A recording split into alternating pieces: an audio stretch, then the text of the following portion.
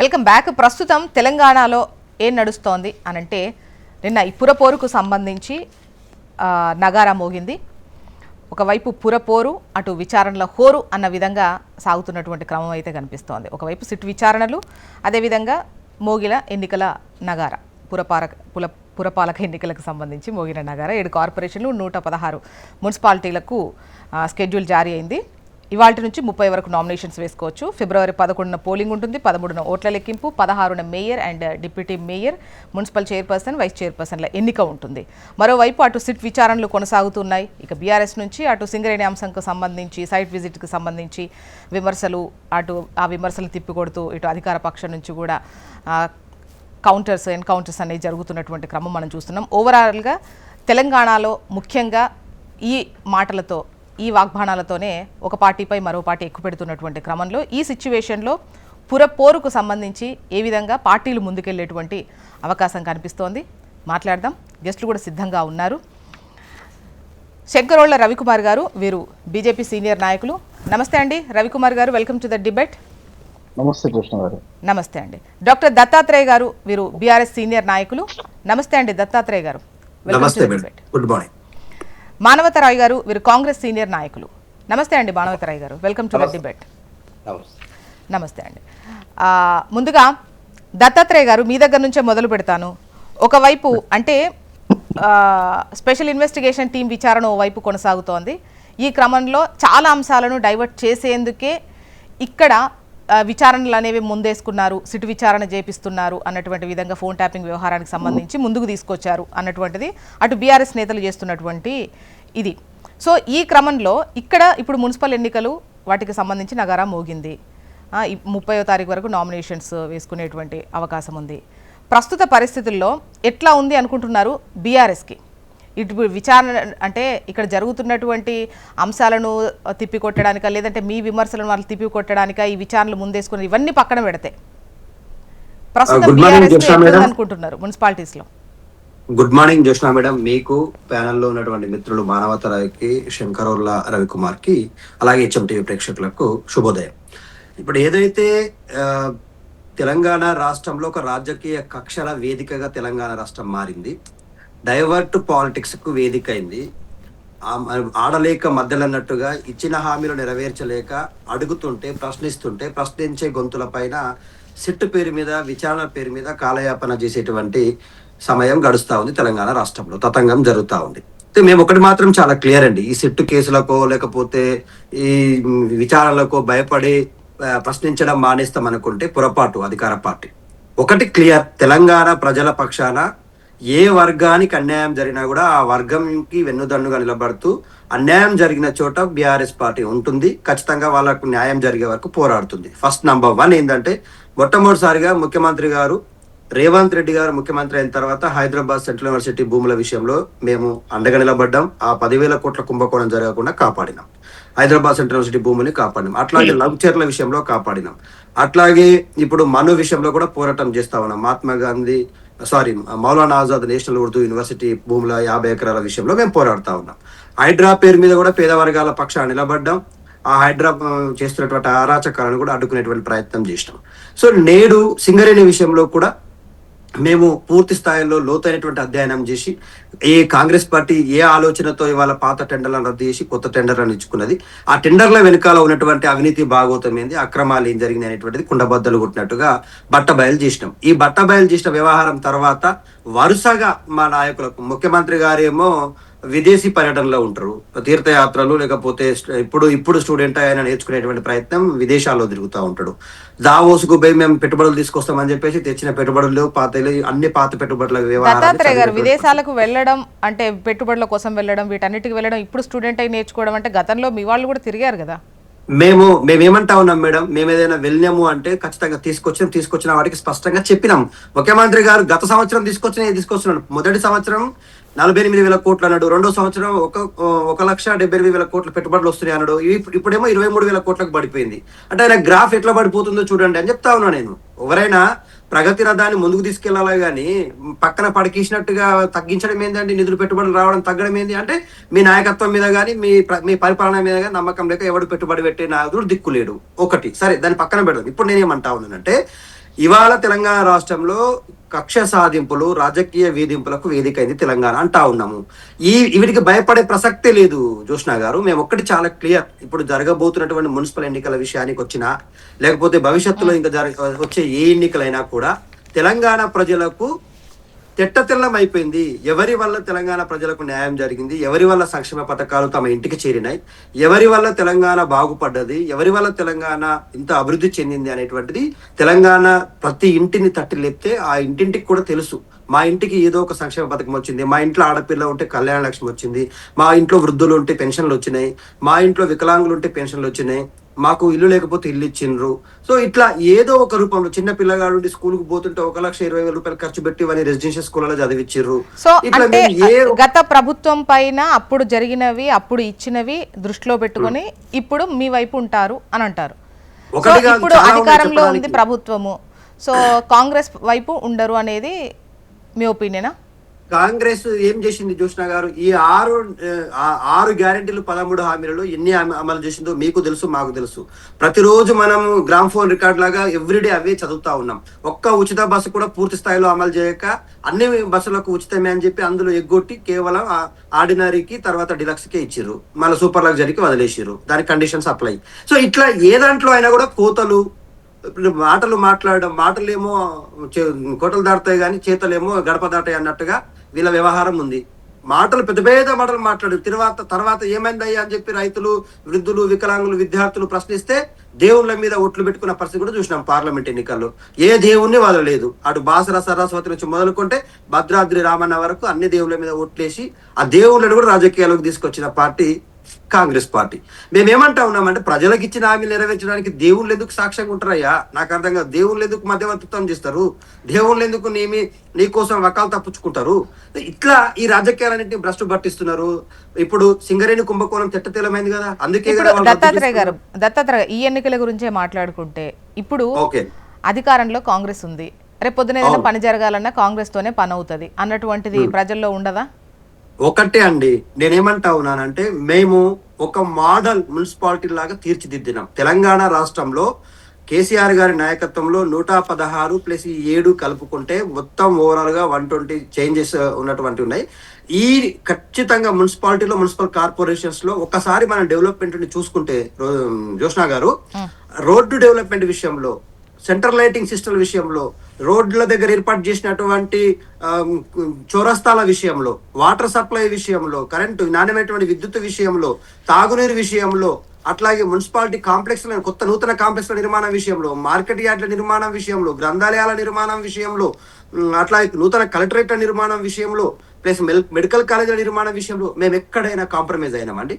ఇవాళ హైదరాబాద్ లో ఏ రకమైనటువంటి అభివృద్ధి జరిగిందో మొత్తం తెలంగాణ రాష్ట్రం మొత్తం కూడా అదే రకమైనటువంటి అభివృద్ధి జరిగింది. బీఆర్ఎస్ హయాంలో 382 దత్తాత్రేయ గారు, హైదరాబాద్ లో జరిగింది తెలంగాణ మొత్తం ఒకే రకమైన అభివృద్ధి అని అది ఒప్పుకోవడం కొంచెం కష్టమేమో. హైదరాబాద్ మొత్తం ఇప్పుడు హైదరాబాద్ లో ఉన్నట్టే మిగతా జిల్లాలకు కూడా అదే సిచ్యువేషన్ ఉందా? నేనేమంటున్నా, మీరు పాత 60 ఏళ్ల తెలంగాణకు 9.5 కేసీఆర్ గారి పరిపాలనలో ఉన్న తెలంగాణకు ఎంత తేడా ఉందో మీకు కళ్ళకు కట్టినట్టుగా కనిపిస్తుందా లేదా? ప్రకృతి వనరుల విషయంలో, పార్కుల విషయంలో, ఓపెన్ జిమ్ల విషయంలో, అట్లాగే రోడ్ల విషయంలో, కొత్త వంతెనల విషయంలో, జిల్లాకు ఒక సమీకృత కలెక్టరేట్ల విషయంలో, నూతనమైనటువంటి సచివాలయం తెలంగాణ నిర్మిస్తే అక్కడ కలెక్టరేట్లు నిర్మించినాము. కమాండ్ కంట్రోల్ రూమ్ నిర్మించలేదా అండి? కమాండ్ కంట్రోల్ తో పోలీస్ స్టేషన్ చూడండి జోష్నా గారు, మీరు గుడ్డల మీద చేసుకొని మాట్లాడండి. ఏ పోలీస్ స్టేషన్ కి వెళ్ళినా ఒక పెన్ను పేపర్ ఉండేది. దత్తాత్రేయ గారు, ఎవరు అభివృద్ధి చెయ్యలేదు అని అనట్లేదు, కానీ ఆ స్థాయిలో అన్నదానికి మాత్రమే నేను స్థాయిలో కాదండి, మా స్థాయిలో మేము 9.5 సంవత్సరాల్లో ఏ స్థాయిలో చేయాలో ఆ స్థాయిలో తెలంగాణ ప్రజలకు డెవలప్మెంట్ చేసి చూపించినాం. మాకు డెవలప్మెంట్ మోడల్ ఉంది మా కళ్ళ ముందర, అదే మమ్మల్ని గెలిపిస్తుంది. ఓకే, రవికుమార్ గారు, ఇప్పుడు బీఆర్ఎస్ అన్నట్టు గతంలో చూసుకుంటే కూడా పట్టణానికి సంబంధించి మీ లెక్కలో చూసుకున్నా కూడా మీకు పల్లెల్లో కన్నా పట్టణాల్లోనే బీజేపీకి కాస్త ఫాలోయింగ్ ఉన్నది అనేది అది మామూలుగా మీ ఫోకస్ కూడా అదే విధంగా ముందుకెళ్తూ ఉంటుంది. బీజేపీ నేతలు ఎక్కడైతే సీట్లు కొట్టగలమో అక్కడనే దృష్టి పెట్టేటువంటి అవకాశం కూడా ఉంటుంది కాబట్టి అటు బీఆర్ఎస్ కూడా అదే కాన్ఫిడెన్స్తో ఉంది. సో ఈ క్రమంలో ఈ అభివృద్ధి పట్టణాలకు సంబంధించి ముఖ్యంగా చూసుకున్నట్టయితే డెఫినెట్గా మా బలం ఇది అని చెప్పేసి వాళ్ళు చెప్తున్నారు. అండ్ మీదేంటి నమ్మకం? అటు అధికార పక్షం కాంగ్రెస్, అండ్ గతంలో వర్క్ చేసిన బీఆర్ఎస్, అది కాకుండా మళ్ళీ ఇప్పుడు మీ వైపు చూడడానికి? నమస్కారం జోష్ణ గారు, ప్యానల్ ఉన్న మిత్రులకి, అదేవిధంగా ప్రేక్షకులకు అందరికీ కూడా నమస్కారం. నమస్తే. ఇప్పుడు భారతీయ జనతా పార్టీ ముఖ్యంగా ఆ పట్టణ ప్రాంతాల్లో గట్టిగా ఉంటుంది అనే ఒక నమ్మకం అందరికీ విషయం తెలిసిన విషయం. దానికి ముఖ్య కారణాలు చాలా ఉన్నాయండి.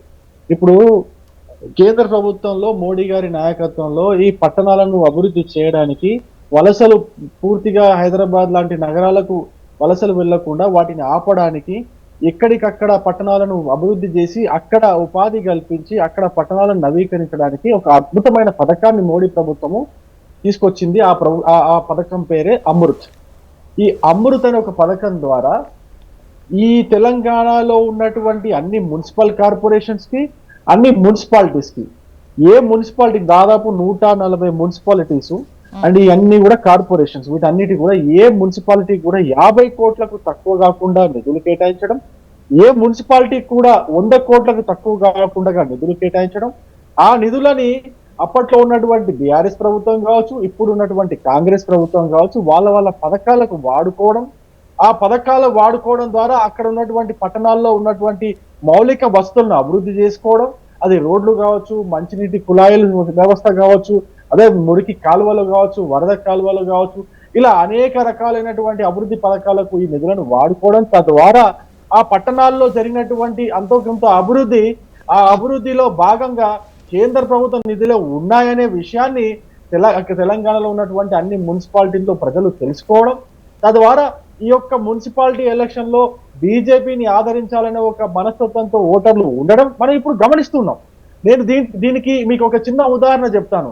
ఇప్పుడు మిషన్ భగీరథ అని ఒక పథకం పెట్టుకున్నారండి. మిషన్ భగీరథ ద్వారా ఇంటింటికి కుళాయితో నీళ్ళు ఇవ్వడం అనేది ఒక పథకం పెట్టుకున్నారు. దీనికి 2 రకాలుగా మనం కేంద్ర ప్రభుత్వం నుంచి నిధులు వచ్చినాయి.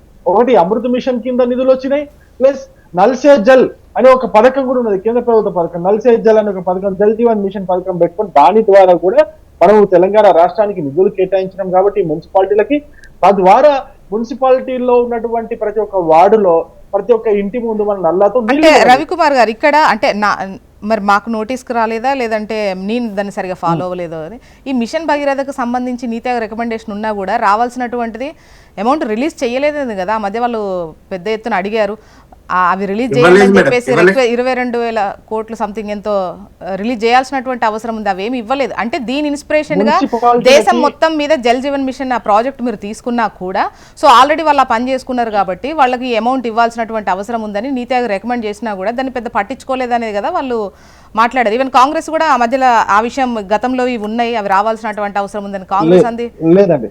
లేదండి.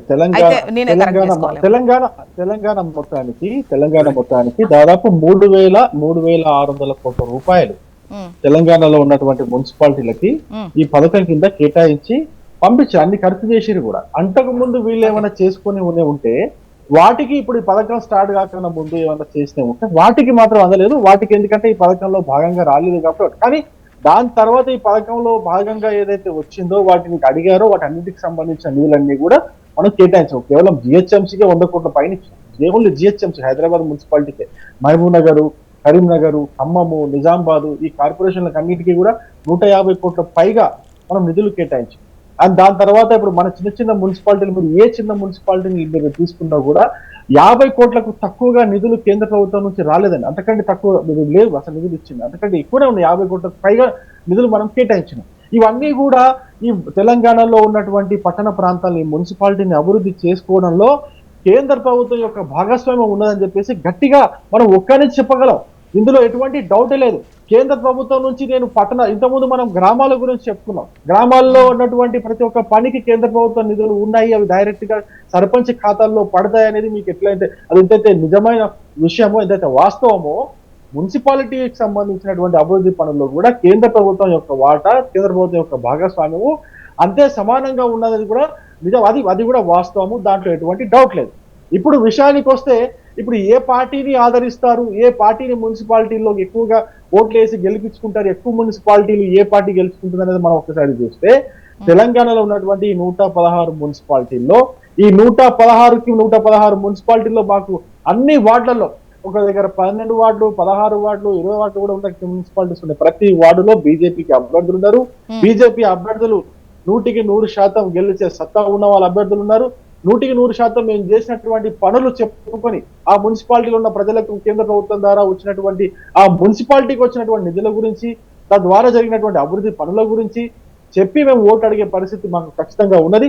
100% మేము వీలైన ఎక్కువ సీట్లు గెలిచి ఈ యొక్క మున్సిపాలిటీలో బీజేపీకి ఉన్నటువంటి ఆదరణను, అదేవిధంగా ఎంపీ సీట్లలో మాకు వచ్చినటువంటి ఆ 20% ఓటు బ్యాంక్ ఏదైతే ఉన్నదో ఆ ఓటు బ్యాంక్ 20 నుంచి 30% పోయే అవకాశం ఖచ్చితంగా ఈ మున్సిపల్ ఎలక్షన్ లో ఉన్నదని చెప్పేసి ఖచ్చితంగా నేను చెప్పాలి.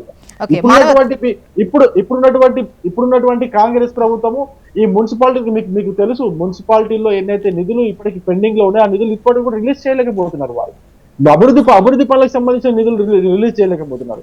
రోడ్లు వేసుకోవడానికి నిధులు ఇవ్వట్లేదు. మీకు ఒక చిన్న ఉదాహరణ కూడా గుర్తు చేస్తే నేను చెప్తే ఇవన్నీ చెప్పడం కంటే సింపుల్ గా ఒక చిన్న ఉదాహరణ గుర్తు చేస్తే బాగుంటుంది.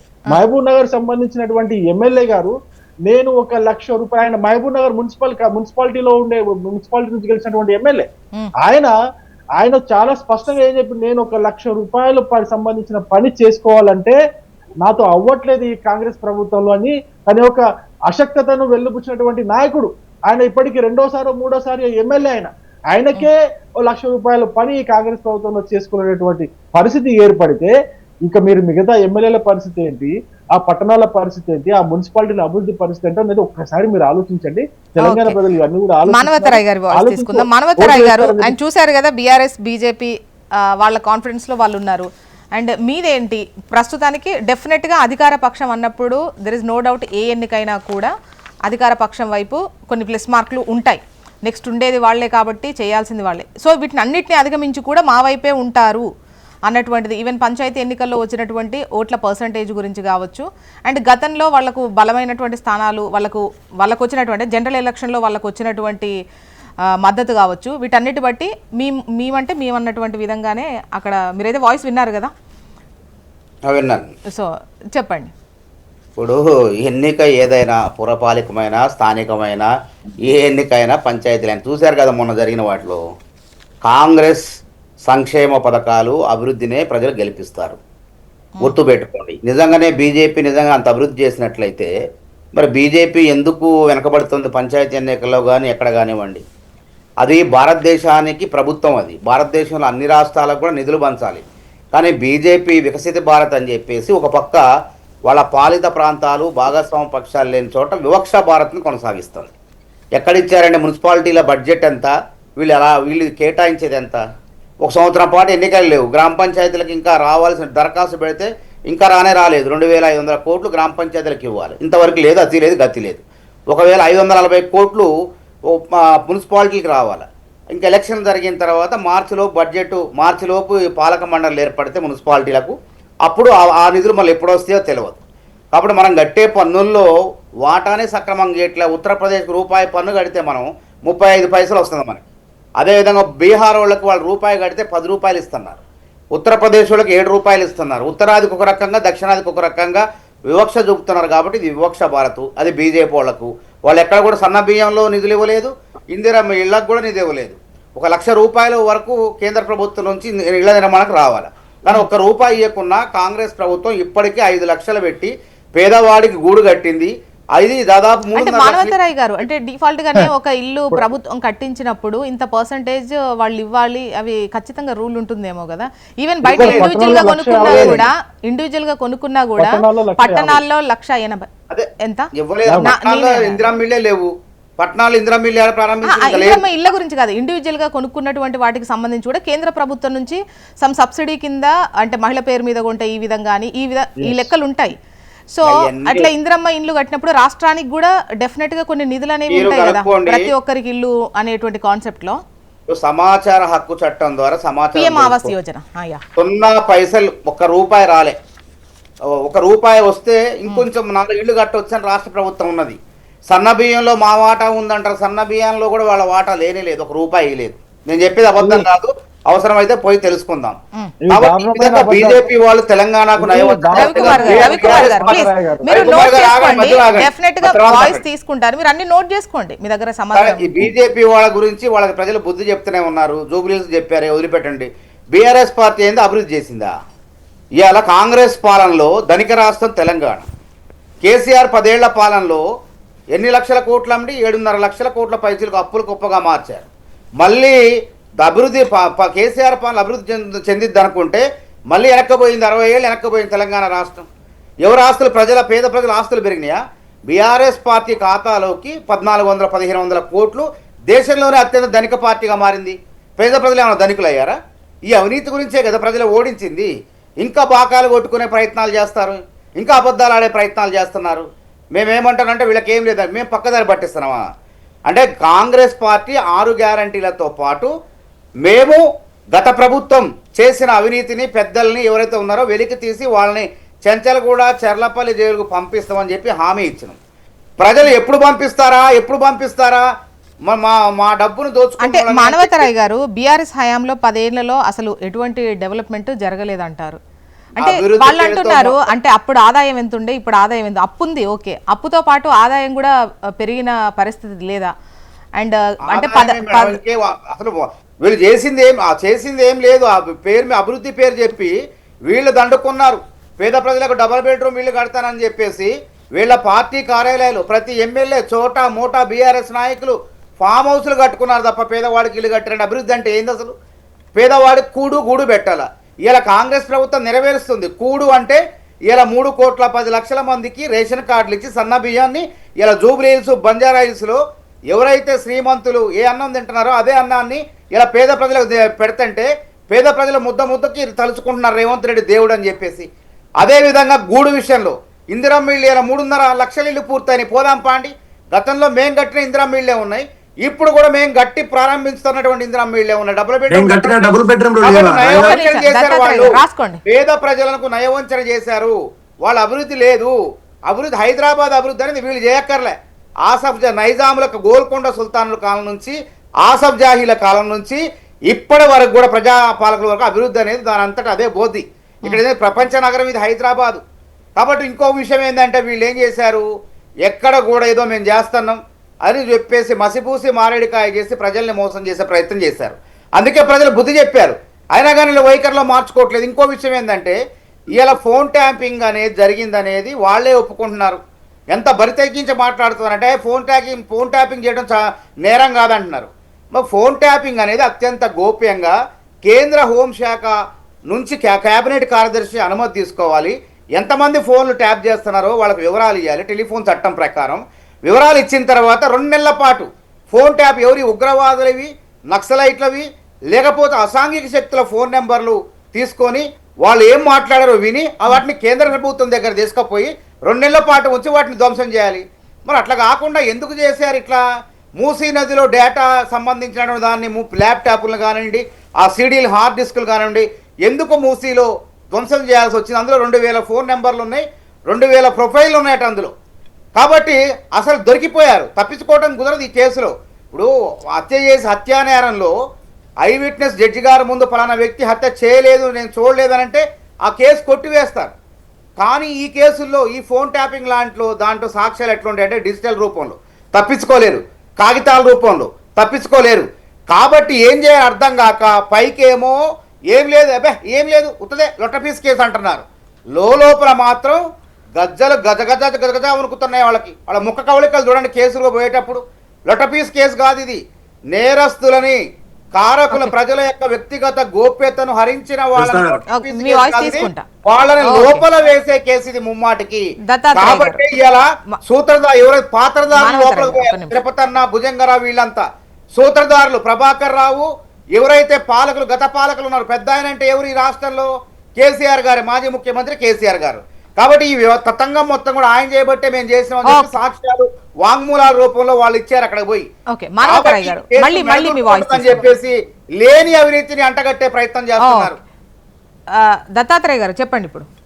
ఇప్పుడు గుమ్మడికాయల దొంగ ఎవరంటే భుజాలు దాడుముకున్నట్టుగా ఈ రాష్ట్రంలో మేము ఫోన్ ట్యాపింగ్ అనేటువంటి వ్యవహారాన్ని మాపై నెట్టే ప్రయత్నం చేస్తా ఉన్నారు జోష్నా గారు. అసలు వాస్తవ విషయం ఏంటంటే కేసీఆర్ గారి తొలి ప్రభుత్వాన్ని రేవంత్ రెడ్డి గారు చంద్రబాబు నాయుడుతో చేతులు కలిపి కూల్చే ప్రయత్నం చేస్తా ఉంటే ఆ నాడు ఇప్పుడు నేటి డీజీపీ నాడు ఇంటెలిజెన్స్ చీఫ్ గా పనిచేస్తున్నారు శివధర్ రెడ్డి గారు.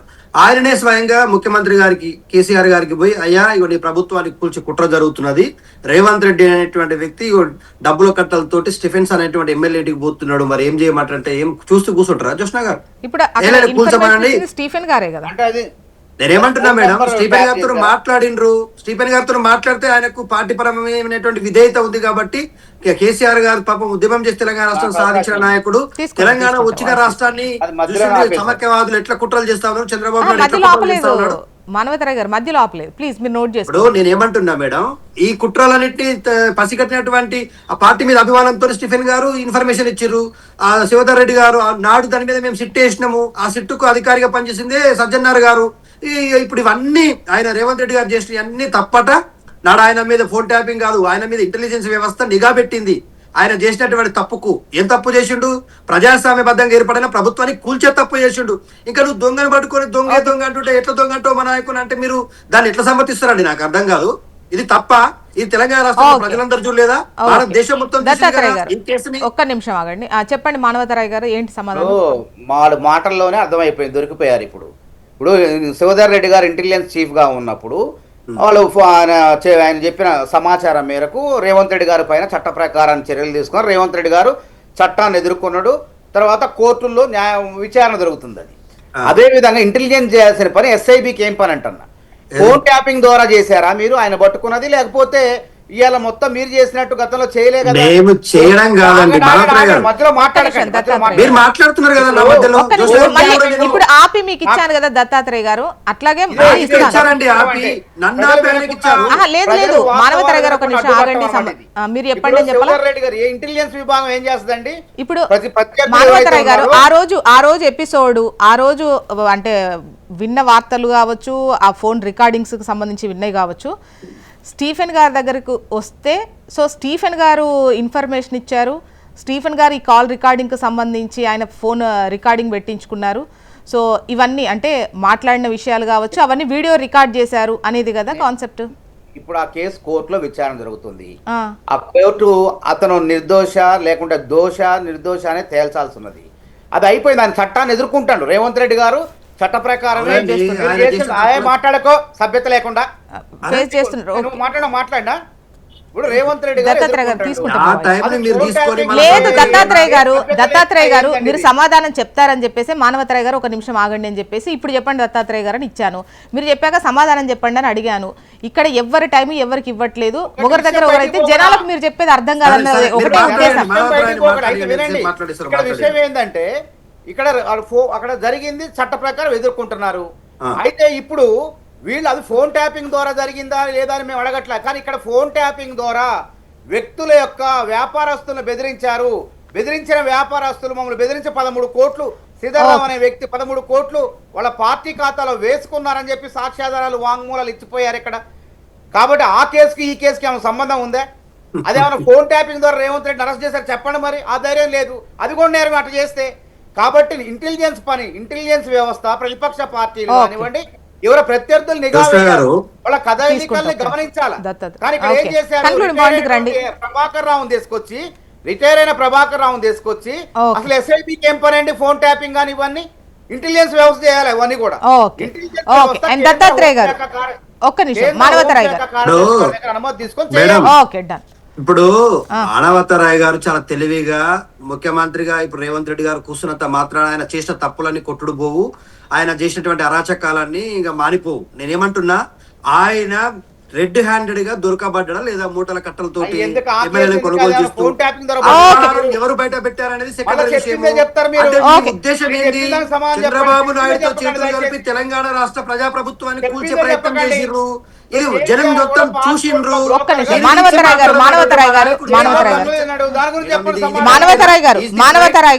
నన్నేమో పదే పదే కంట్రోల్ చేసిర్రు.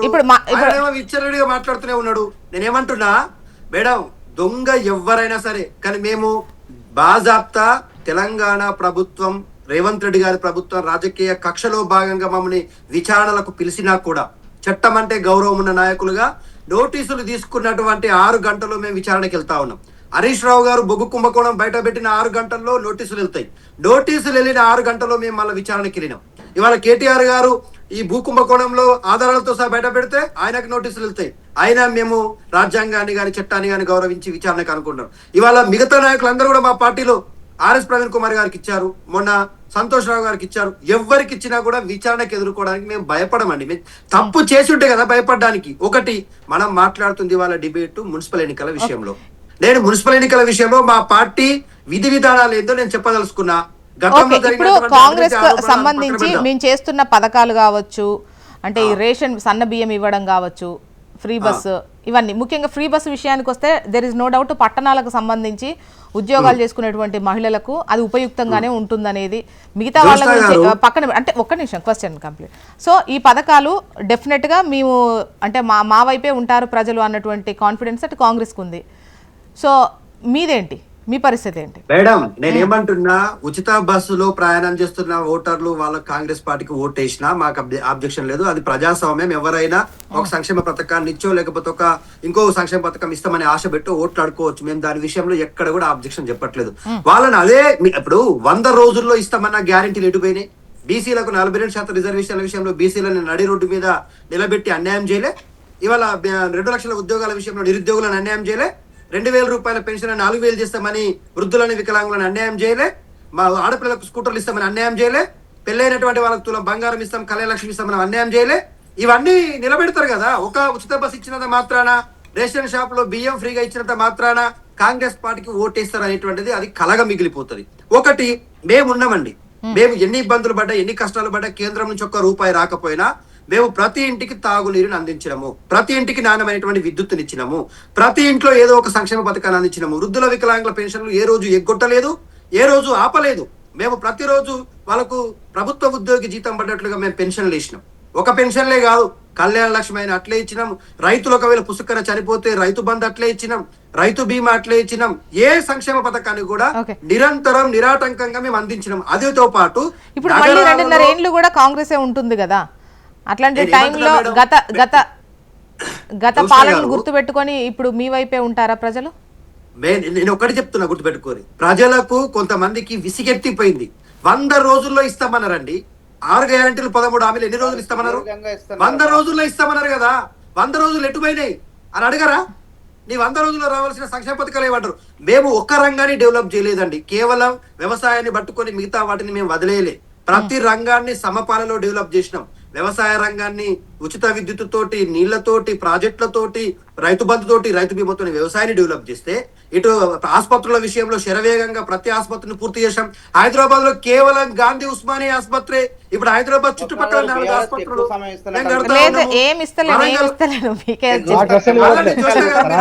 ఉన్నారు. నేను చేసిన డెవలప్మెంట్ ఉందా లేదా? పోలీస్ స్టేషన్ నిర్మాణం జరగలేదా? జరగలేదా? ఉచిత విద్యుత్ రావలేదా? ఎస్సీ ఎస్టీ బీసీ మైనార్టీ వర్గాల సంక్షేమం పైన నేను కమిట్మెంట్ తో పనిచేయలేదా? 5 విప్లవాలను తీసుకొచ్చింది.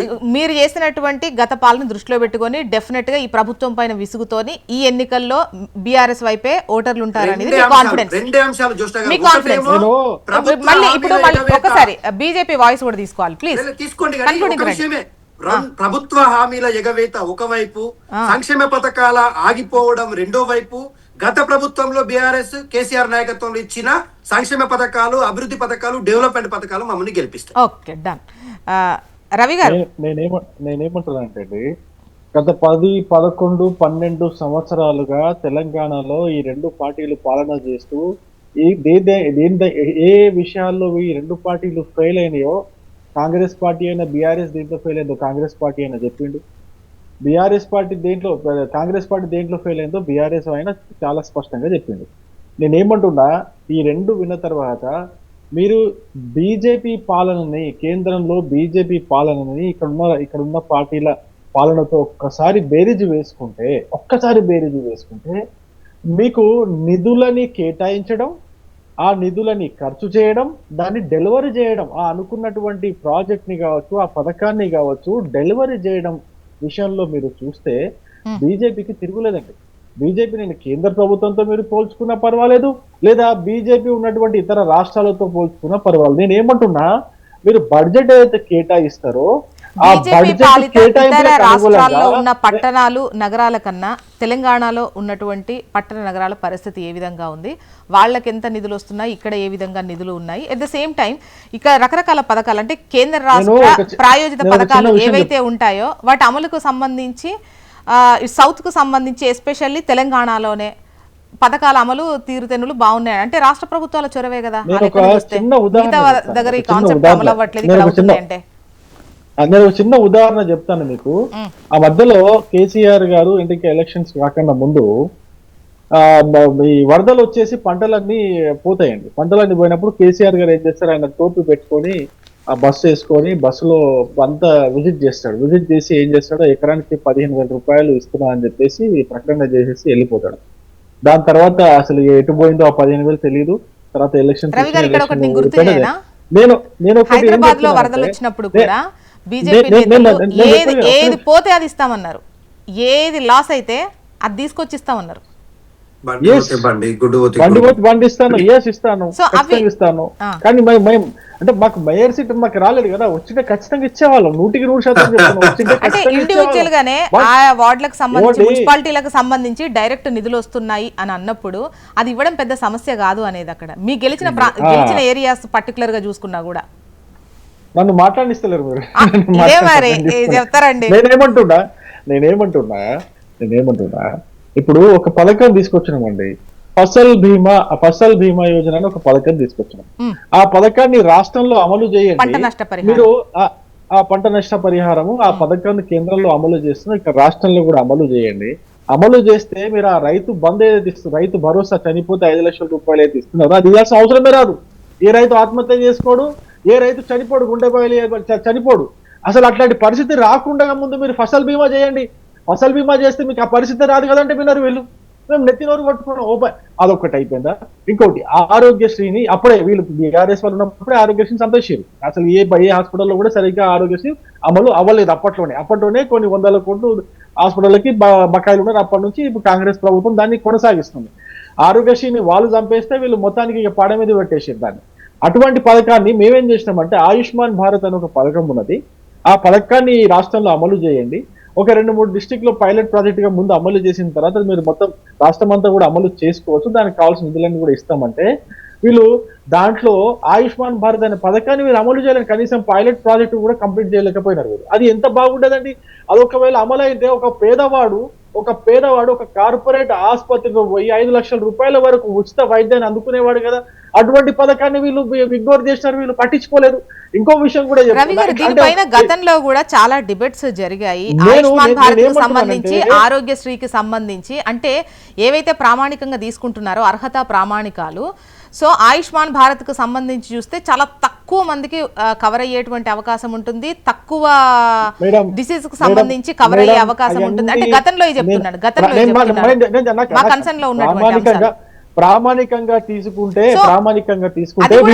అవుతోందని అది కూడా అంటే తక్కువ ఉన్న వాళ్ళకి అది ఇంప్లిమెంట్ అవుతోంది, ఎక్కువ పరిధిలోకి వచ్చే వాళ్ళకి ఆరోగ్యశ్రీ ఇంప్లిమెంట్ అవుతోందని. ఇది ఎవరు చెప్పినారండి? ఇది ఎవరు చెప్తున్నారు? బీఆర్ఎస్ వాళ్ళు చెప్పారు అప్పట్లో బీఆర్ఎస్ వాళ్ళు చెప్పారు. నేను ఏమడుగుతున్నా, దళిత బంధు అన్ని ప్రామాణికంగా చేసుకొని ఎవరైతే ఎలిజిబుల్ వాళ్ళకే ఇచ్చారు. దళిత బంధు వాళ్ళకే ఇచ్చిర్రా? లక్షల కిరాయిలు వచ్చేటోనికి, ఆల్రెడీ భూములు ఉన్నోనికి, అట్లాంటి వాళ్ళకి దళిత బంధు 2 లక్షలు 3 లక్షలు కమిషన్ తీసుకుని దళిత బంధు ఇచ్చారు. వీళ్ళు ప్రామాణికాల గురించి వీళ్ళు మాట్లాడతారండి, నాకు అర్థం కాదు. ఏ పథకం వీళ్ళు చక్కగా అమలు చేసిరండి? ఒక బీసీ బంధు ఎలక్షన్స్ కు ముందు బీసీ బంధు ఇస్తా అని చెప్పి ఊరికి ఒక్కరు కూడా ఇలే, ఊరికి ఒక్కరు కూడా 1,00,000 రూపాయలు ఇలే. అది అట్లాంటిదండి మాట్లాడతారు. 2018లో మళ్ళీ అధికారంలోకి వచ్చిన తర్వాత 2019, 2020 సంవత్సరాన్ని కానీ బీసీలకు సంబంధించి ఏదైతే లోన్స్ ఇస్తారో 0 సున్నా. 2020లో సున్నా, 2021లో సున్నా, 2022లో సున్నా, 2023లో సున్నా, మొత్తం రెండోసారి అన్ని సున్నా ఇచ్చారు. బీసీలకు బాగా చేస్తాం అని చెప్తారు.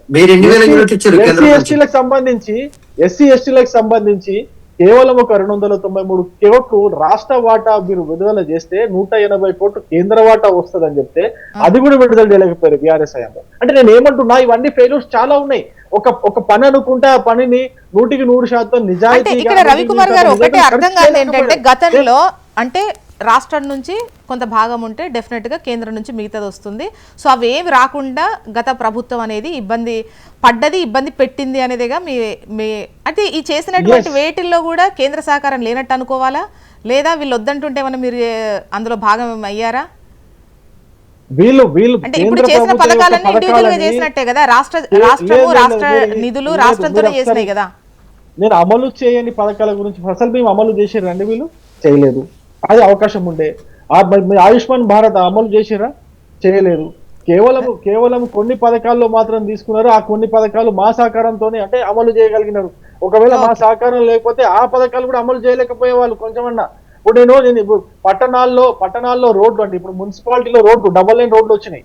ఎవరు ఇచ్చిరండి మున్సిపాలిటీలో డబల్ లైన్ రోడ్లు? మీరు ఇచ్చిరా? అందులో డివైడర్ వేసి లేకపోతే ఎవరు వేసిరు డబ్బులు? మీరు ఇచ్చిరా? మేము మానవతరాయ్ గారు అమృత్ ఫేజ్ 2 ఇవన్నీ మీరు పథకాలు కేంద్రం నుంచి సహకారం లేకపోతే ఇవన్నీ సాధ్యమయ్యేటివే కావు. మున్సిపాలిటీలకు వచ్చేటువంటి ముఖ్యంగా డైరెక్ట్ కేంద్రం నుంచి వచ్చేటువంటి నిధులు ప్రజలకు అది అవగతమైంది, ఒక అవగాహనకు వచ్చారు, డెఫినెట్ గా మా వైపే ఉంటారు అనేది బీజేపీ కాన్ఫిడెన్స్. అంతే కదండి రవి గారు? లేదు, చాలా అబద్ధాలు. ఆయన అబ్జెక్షన్ ఒకసారి సబ్మిషన్ ఛాన్స్ ఇవ్వండి, ఒక 30 సెకండ్స్ ఛాన్స్ ఇవ్వండి. మానవతరాయ్ గారు ఏమన్నారంటే ఆ సన్న బియ్యంలో పైసలు లేవంట, అసలు దేంట్లో పైసలు రాలేదంట, అసలు ఆ నీతి ఆయోగ్ చెప్పినా కూడా పైసలు రాలేదంట. నీతి ఆయోగ్ మీరు చెప్పిన డబ్బులు 3,000 కోట్ల రూపాయలు నీతి ఆయోగ్ డబ్బులు వస్తాయని కదా మీరు ఎలక్షన్స్ పెట్టింది. మరి ఎలక్షన్స్ అయి నెల కూడా కాలేదు, డబ్బులు రాలేదు. సన్న బియ్యంలో మీరు ఇచ్చే రిసిప్ట్ ఉంటది. ఆ సన్న బియ్యం తీసుకున్న వాళ్ళకి ఒక రిసిప్ట్ ఇస్తారు. ఆ రిసిప్ట్ చదువుకోండి, కొంచెం మంచిగా చదువుకుంటే కేంద్ర ప్రభుత్వం ఎన్ని పైసలు ఇస్తున్నది, మీరు ఎన్ని పైసలు ఇస్తారో మీకే తెలుస్తుంది. ఆ సన్న బియ్యం కొన్నప్పుడు పైసలు లేకుండా రిసిప్ట్ ఇస్తారా? మీరు దేనికి ఇస్తున్నారు? మీరు అప్పులు రవి గారు మానవతరాయ్ గారు ఇప్పుడు చెప్పండి. సన్న బియ్యంలో రిసిప్ట్ లో ఉంటది కానీ నిజంగా డబ్బులు రావు. అదే కదా మన దౌర్భాగ్యమైన పరిస్థితి, పరిపాలనలో వివక్ష చూపించడం అంటే. ఇందిరమ్మ పేరు మీద సాయం చేయాలా? ఎందుకంటే చిన్నతనంగా డిబేట్లు కొత్తగా వస్తున్నారా ఏంది, అడ్డుపడుతున్నారు. కాబట్టి బియ్యం విషయంలో కూడా చూపించమనండి, పోదాం పౌర సరఫరా శాఖ దగ్గర కేంద్రం ఎన్ని నిధులు ఇచ్చిందో, వాళ్ళు ఇవ్వాల్సి ఇచ్చిందో మనం అడుగుదాం. ఇప్పటి వరకు సాయం అందలేదు రాష్ట్ర ప్రభుత్వానికి. రాష్ట్ర ప్రభుత్వమే ఒంటరిగా ఆ పథకాన్ని కొనసాగిస్తుంది. ఇక వదిలిపెట్టండి. ఇప్పుడు మొన్న ఏమన్నారు బీఆర్ఎస్ కేటీఆర్ గారు, జూబ్లీహిల్స్ ఎన్నిక అనేది ప్రజాభిప్రాయం అంటే రెఫరెండం అని మాట్లాడారు. మరి ఏమైంది? మరి ప్రజాభిప్రాయం ఏమైంది? గతంలో కన్నా ఎక్కువ ఓట్లు కాంగ్రెస్కి రావడం జరిగింది. బీజేపీ పరిస్థితి అయితే మరీ దారుణం, 25,000 ఓట్లు కాస్త 13,000కు పడిపోవడం జరిగింది. కాబట్టి ప్రజలు మేము ఇవ్వాల్సినటువంటి గ్యారంటీల్లో ఆసరా పెన్షన్లు పెంచాల్సి ఉంది, మహిళలకు 2,500 రూపాయలు ఇవ్వాల్సి ఉంది. అది కూడా ఇస్తున్న ప్రజలు అర్థం చేసుకుంటున్నారు.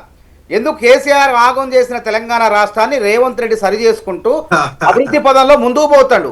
ఇలా తలసరి ఆదాయం మీ పైన నా పైన తెలంగాణ పౌరుల తలసరి ఆదాయాన్ని 4,30,000 ఓవరాల్ గా మీ కాన్ఫిడెంట్ చెప్పండి. ఇప్పుడు తప్పకుండా ఈ ఎన్నికల్లో రైతులకు, రైతాంగానికి, మున్సిపాలిటీల్లో గృహజ్యోతి పథకం కింద లబ్ధి పొందే వాళ్ళు, సిలిండర్లు సబ్సిడీ పొందే వాళ్ళు 45 లక్షల మంది ఉన్నారు. గృహజ్యోతి పథకంలో 50 లక్షల మంది మున్సిపాలిటీలో ఉన్నారు. తప్పకుండా ప్రజలు మమ్మల్ని ఓవరాల్ గా మీరు చేసేటువంటి కార్యక్రమాలు, మీ పాలన, మీ పథకాలే మిమ్మల్ని గెలిపిస్తాయన్న కాన్ఫిడెన్స్ లో కాంగ్రెస్ ఉంది, అంతే కదా? Okay, thank you so much అండి డిస్కషన్ లో పాల్గొన్నందుకు. మానవతరాయ్ గారు, దత్తాత్రేయ గారు, రవికుమార్ గారు, థ్యాంక్ యూ అండి. ఇది వాటి న్యూస్ అనాలిసిస్. చూస్తూనే ఉండండి హెచ్ఎం టీవీ. వార్త ఆగదు, నిజం ఆగదు.